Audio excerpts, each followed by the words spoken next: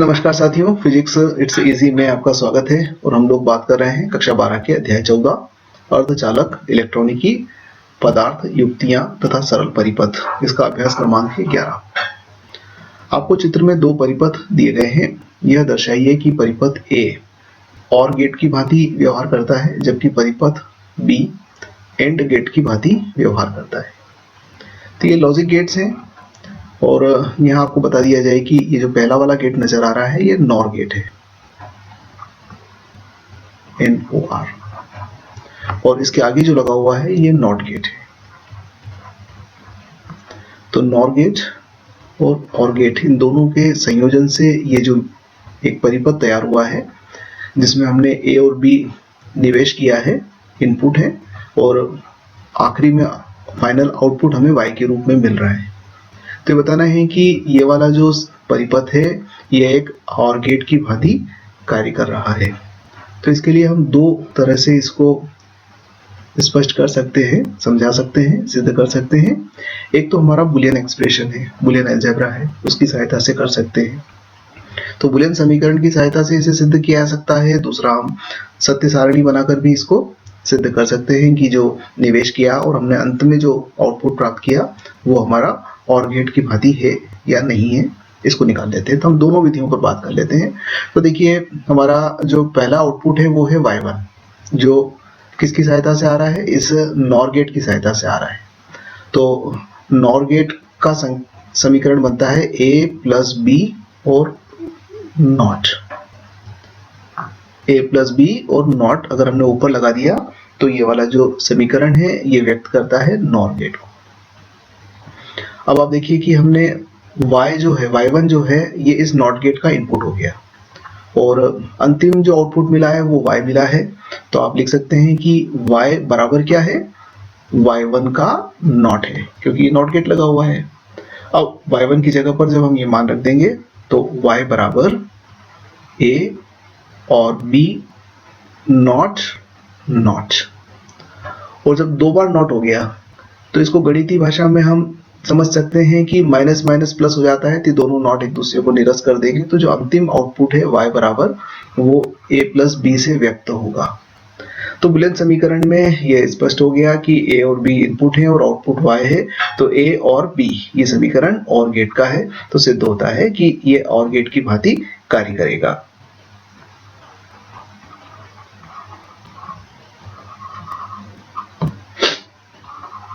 को व्यक्त करता है। तो एक तरीका तो ये हो गया। दूसरा, आप सत्य सारणी बना सकते हैं। यहां हम एक सत्य सारणी तैयार कर लेते हैं। जो इनपुट किए गए हैं उसको हम यहां लिख देते हैं AB। ये इनपुट है हमारे और हमने y1 प्राप्त किया है और अंत में y प्राप्त किया है। तो y1 और y ये हमारे आउटपुट हो गए। तो देखिए, इसमें जो इनपुट होता है वो सिग्नल बाइनरी सिग्नल होता है, यानी कि हम 0 0 इनपुट कर सकते हैं, 0 1 को इनपुट कर सकते हैं, 1 0 को इनपुट कर सकते हैं और 1 1 को इनपुट कर सकते हैं। तो इस प्रकार से हम इन राशियों को इनपुट कर सकते हैं। और यदि देखें कि y1 हमें क्या प्राप्त होगा, तो y1 का जो ऑपरेशन है वो क्या है, नॉर गेट का है। और नॉर गेट के अंदर क्या होता है कि और गेट का उल्टा हो जाता है, यानी कि जब 0 0 होता है तो यहाँ पर हमें 1 मिलता है और 1 0 होने पर 0 मिलता है, 1 0 होने पर 0 मिलता है और 1 1 होने पर भी 0 मिलता है। ये आउटपुट नॉर गेट से हमें प्राप्त हो रहा है। अब नॉर गेट का आउटपुट हमने दिया किसको, नॉट गेट को।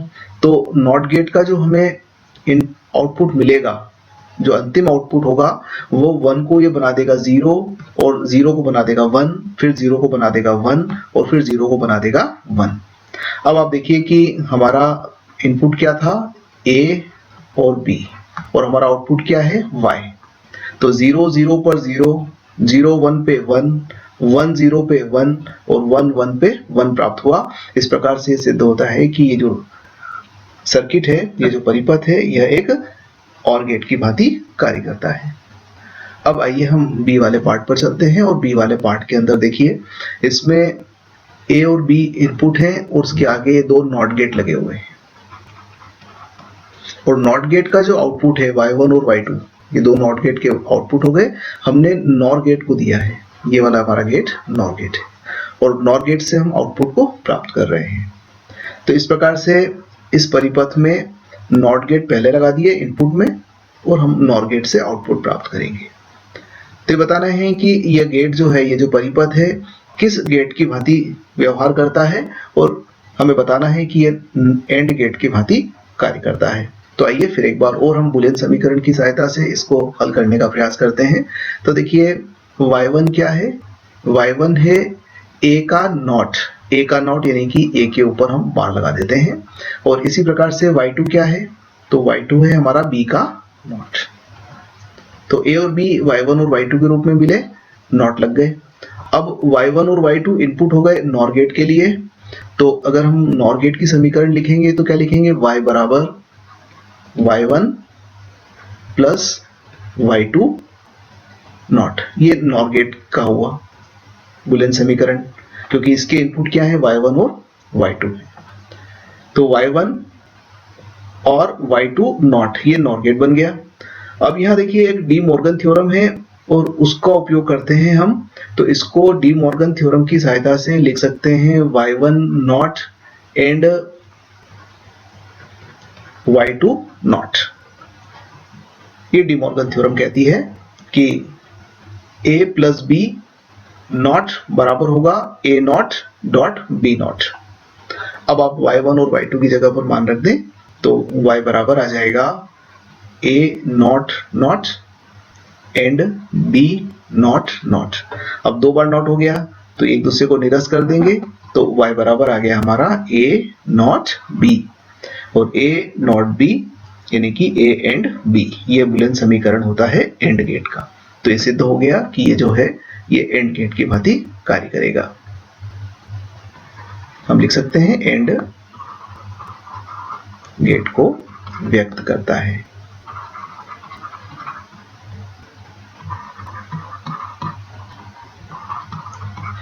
आइए अब हम ट्रुथ टेबल की सहायता से इसको हल कर लेते हैं। तो ट्रुथ टेबल में हमें a, b, y1, y2 और y चाहिए। तो एक कॉलम को हम और इंसर्ट कर लेते हैं, और अब शुरू करते हैं कि देखें हमें यह ट्रुथ टेबल की सहायता से एंड गेट का आउटपुट प्रदान करता है। तो ये हमारी सत्य सारणी है,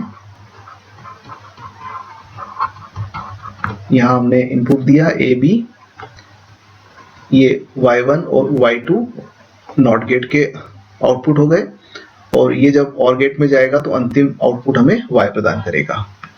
तो इनपुट दे देते हैं 0 0 0 1 1 0 और 1 1।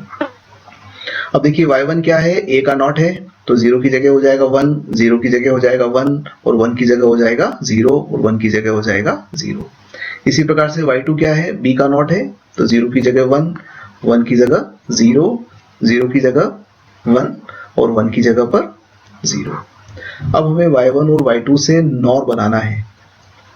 तो y1 और y2 से जब नॉर बनाएंगे तो 1 1 का हो जाएगा 0, इसी प्रकार से 1 0 का हो जाएगा 0, 0 1 का हो जाएगा 0, और 0 0 का हो जाएगा 1। ये हमारा नॉर गेट y1, y2 और y से हमने नॉर ऑपरेशन किया, तो ये फाइनल आउटपुट मिला। तो आप देखिए कि a, b हमारे इनपुट है और y आउटपुट है। तो 0 0 पर 0, 0 1 पे 0, 1 0 पर 0, और 1 1 पे 1 मिलता है। अतः यह सिद्ध होता है कि यह एक एंड गेट की भांति कार्य करता है। धन्यवाद। नमस्कार साथियों और प्यारे बच्चों, फिजिक्स इट्स इजी में आपका स्वागत है। और हम लोग बात कर रहे हैं कक्षा 12 के अध्याय 14 अर्धचालक, इलेक्ट्रॉनिकी, पदार्थ, युक्तियां तथा सरल परिपथ। इसका अभ्यास क्रमांक है 12। दिया गया है, नीचे दिए गए चित्र में संयोजित नेंड गेट संयोजित परिपथ की सत्यमान सारणी बनाइए। हमें एक तो सत्यमान सारणी तैयार करना है। अतः इस परिपथ द्वारा की जाने वाली यथार्थ तर्क संक्रिया का अभिनिर्धारण कीजिए। तो हम बूलियन समीकरण की सहायता से भी बताना चाहेंगे कि यह किस गेट की भांति व्यवहार करता है। तो देखिए, ये जो गेट दिया गया है यह एक नेंड गेट है। एंड की सहायता से हम इस नेंड गेट को तैयार करते हैं।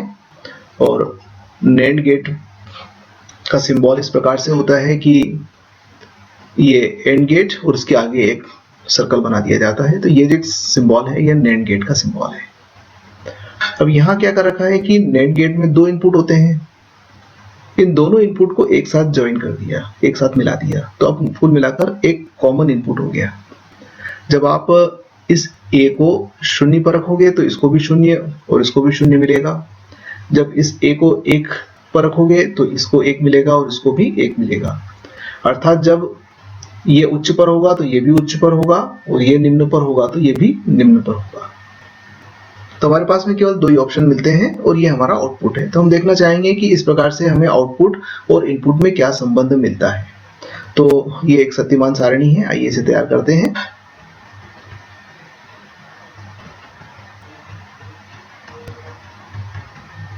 शक्तिमान सारणी के अंदर हम निवेश जो सिग्नल किया जाता है उसके मान भरते हैं और जो निर्गत सिग्नल प्राप्त होता है वो हमें प्राप्त होता है।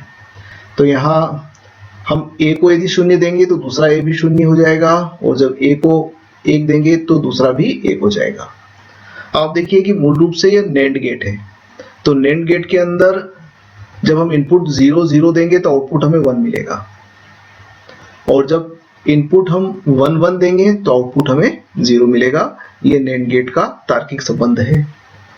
तो इस प्रकार से ये कहा जा सकता है कि 0 0 पर 1 और 1 1 पर 0। मूल रूप से देखा जाए तो यहाँ पर एक इनपुट है और एक आउटपुट है। तो इनपुट यदि 0 है तो आउटपुट 1 है और यदि इनपुट 1 है तो आउटपुट 0 है। अर्थात यह नॉट गेट की तरह व्यवहार करेगा। एक तो ये बात हो गई कि इसका व्यवहार जो होगा वो नॉट गेट की भांति होगा। अब आइए इसी बात को हम बूलियन समीकरण की सहायता से भी देख लेते हैं। तो बूलियन समीकरण में हम लिख पाएंगे कि जो आउटपुट मिल रहा है वो a डॉट b का बार, ये आउटपुट होता है हमारा। जब a और b दो इनपुट होते हैं तो यहाँ b का मान भी a के बराबर ही है। तो y बराबर हो जाएगा a एंड a बार और a एंड a बार को हम a बार लिख सकते हैं। तो ये जो बूलियन समीकरण है ये किसके लिए प्रयुक्त होता है? नॉट गेट के लिए होता है। तो इसका मतलब जब नेंड गेट के दोनों इनपुट को आपस में मिला दिया जाता है तो वो एक नॉट गेट की भांति व्यवहार करता है। धन्यवाद।